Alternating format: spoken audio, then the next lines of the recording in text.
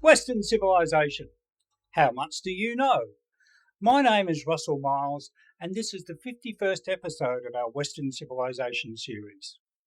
In the last episode, we explored ethnohistory, a framework that gives voice to First Nation peoples, often absent from traditional history.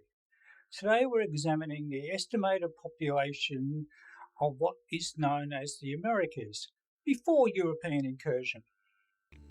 The American Museum of Natural History presents a striking visual display. Before 1400, the Americas had roughly 26 million people, represented by yellow dots of 1 million people each. By 1600s, after European arrival, there are 10 yellow dots. The population has dropped to 10 million. After which the colonies are shown to rapidly increase with migration. A closer look at this imagery shows just before Europeans arrive, a few dots blink out in Central America. This reflects the scholarly view that indigenous nations were experiencing turmoil and conflict at this time. The estimates vary dramatically. Massimo Levi-Bacci notes historians disagree sharply, with estimates ranging from 8 million to 53 million at first contact. Why such a wide gap? Because measuring pre-Columbian population is complex. William Devenon examined how scholars like Carl Saucer determined those numbers. They didn't guess. Instead, they analysed Spanish expedition records from the 1530s, counted villages, houses, baptismal records, assessed military accounts and agricultural capacity, converted village data into average family sizes. For example, Saucer examined Nuevo de Guzman's 1530 expedition records in northern Mexico. Previous estimates suggested 100,000 people. Saucer's methodology doubled that figure. Different methods yielded different results. Tribe-by-tribe count suggested 5 to 6 million for Greater Amazonia. William Devener was later to revise his work by noting colonial accounts of linear villages separated by unoccupied gaps, resulting in a lower population density, suggesting only 1 to 3 million. The methodology matters enormously. Now let's focus on one of history's most sophisticated civilizations, the Aztecs, who called themselves Mexica.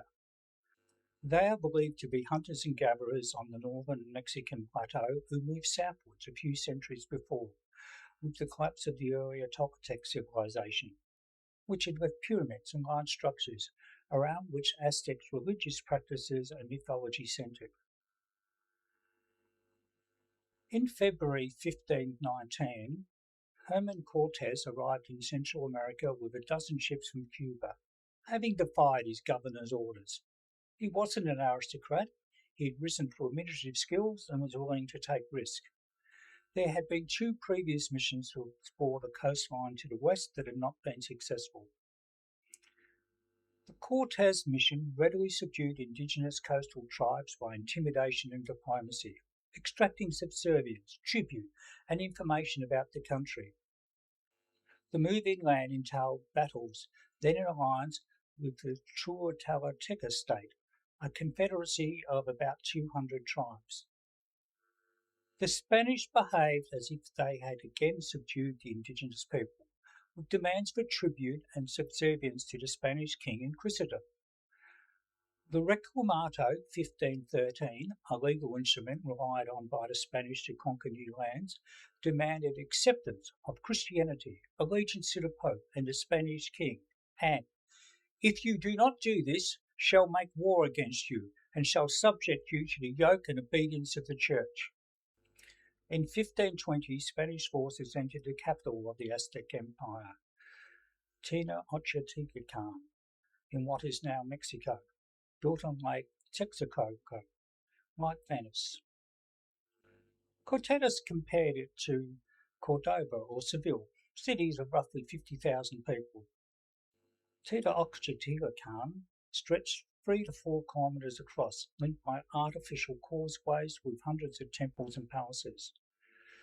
This was the midst of a large, fertile volcanic valley and the heart of the Aztec Empire, with towns around the lake and trading networks to the coast. The city's sophistication included advanced agriculture using chinapas, raised farming plots, abundant markets with maize, beans, squash, tomatoes, chilies, protein from deer, fish, turkey, and insects. Yet the Aztecs had limitations: no draft animals, no wheels, no iron metallurgy, only bronze techniques for weapons. The ensuing conflict entailed sticks against heavy swords, reinforced with gunpowder. The Aztec ruler Montemesa allowed the Spanish to enter the capital. Cortes divided his force and pursued precious metals. When a rival Spanish missions arrived to arrest him, Cortes returned to the coast, defeated them, and enlisted them in his campaign. In the summer of 1520, Cortes returned to find his troops had imprisoned Montemesa and massacred priests and nobility. Fighting erupted. Montemesa died. The Spanish were forced to retreat, losing most of their military force. Then came the silent killer. Smallpox devastated Tenochtitlan, killing many nobles and warriors. Our next podcast will look at the early inconsistency as to the population of the Aztecs. So here's the question for next time. Was Tenochtitlan truly as large as Paris, Europe's biggest city in the 1520s? If you enjoyed this episode, please subscribe and tick like, and share your thoughts in the comments below. I can be contacted at russmills.iprimus.com.au. Thanks for listening.